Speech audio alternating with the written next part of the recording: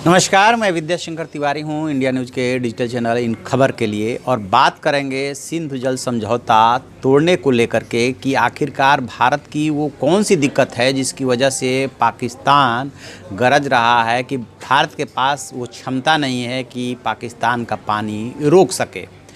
दरअसल पूरे पहले समझौते की बात करते हैं कि आखिरकार क्या इसमें दिक्कतें हैं। दरअसल जो सिंधु नदी है वो दुनिया के सबसे बड़ी नदियों में से एक है और इसका जो बेसिन है, इसकी जो लंबाई है वो 3000 किलोमीटर से अधिक है। ये गंगा नदी से भी बड़ी नदी है और इस बेसिन में करीब 11.5 लाख वर्ग किलोमीटर में ये पूरा इसका फैला हुआ है इसका बेसिन।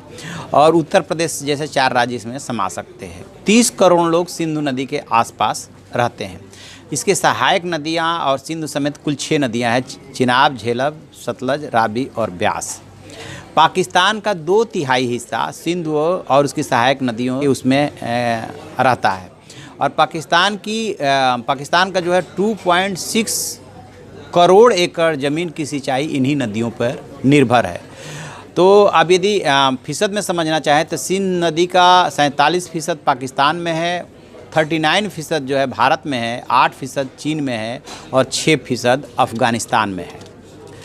अब इसमें इसकी दूसरी बात समझते हैं कि जो सिंध नदी और उसकी 5 सहायक नदियां हैं उसको कैसे बांटा गया। सतलज, ब्यास और रावी नदी को पूर्वी नदी बताया गया जो पाकिस्तान के साथ 1960 में समझौता हुआ और झेलम, चेनाब और सिंधु को जो है पश्चिमी नदी बताया गया।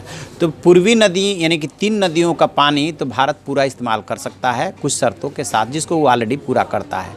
लेकिन जो 3 नदियाँ हैं झेलम, चेनाब और सिंधु, उसका पानी जो है वो 20% ही इस्तेमाल कर सकता है। बाकी उसका जो पूरा का पूरा पानी है वो पाकिस्तान के लिए है अकॉर्डिंग टू 1960 ट्रीटी। अब क्यों पाकिस्तान के अभी जब बात आई, ट्रांसपोर्ट मिनिस्टर नितिन गडकरी ने कहा कि हम कुछ नदियों का पानी मोड़ करके और जमुना में डालेंगे और अपना इस्तेमाल करेंगे। उसके बाद से पाकिस्तान जो सिंधु जल आयोग बना है उसके उप प्रमुख जो हैं सिराज मेमन, उनका बयान आया कि भारत के पास हमारा पानी रोकने व मोड़ने की क्षमता नहीं है।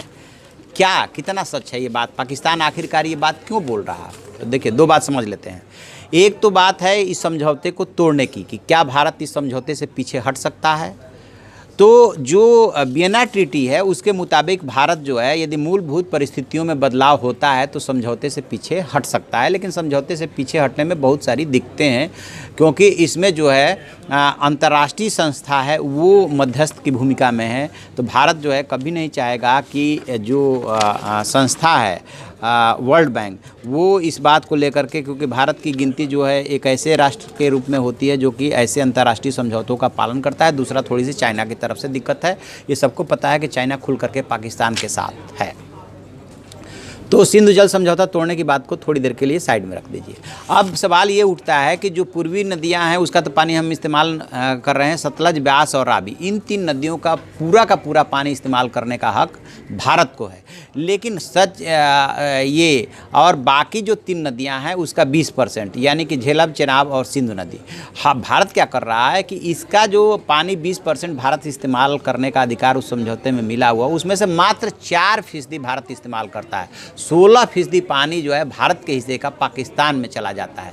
तो नितिन गडकरी के यहाँ से जो स्पष्टीकरण जारी किया गया है वो ये किया गया है कि पुलवामा हमले से इसका कोई मतलब नहीं है। जो बात नितिन गडकरी ने बोली है ये तो ऑलरेडी इस प्रोजेक्ट पे पहले से काम चल रहा था कि भारत जो है अपने हिस्से का पानी पाकिस्तान को क्यों दे, तो लिहाजा जो है वो जो 16% पानी है वो जमुना में डालेगा। ठीक है, लेकिन इसको डालने के लिए दिक्कत ये है कि 3 से 5 साल का समय लगेगा। क्यों? क्योंकि उसके लिए आपको डैम बनाना पड़ेगा और डैम बना करके पहले आप उस पानी को रोकेंगे और फिर लिंक नहर बनाएंगे, फिर उसको यमुना में आप ले आएंगे। तो ये दिक्कत है और इस दिक्कत की वजह से जो है ऐसा नहीं हो पाएगा और उसमें समय लगेगा 3 से 5 साल। और यही वजह है कि पाकिस्तान बोल रहा है कि भारत जो है हमारा पानी उसको रोकने की क्षमता उसमें नहीं है। तो पहले भारत सरकार को इसकी तैयारी करनी पड़ेगी। अब देखते ये है कि पाकिस्तान को सबक सिखाने के लिए भारत सरकार कितनी जल्दी और कैसे तैयारी करती है। तो आप ऐसी खबरों के लिए देखते रहिए हमारा डिजिटल चैनल इन खबर। उसे लाइक कीजिए, शेयर कीजिए और कमेंट बॉक्स में जा करके अपना सजेशन जरूर दें। Thank you.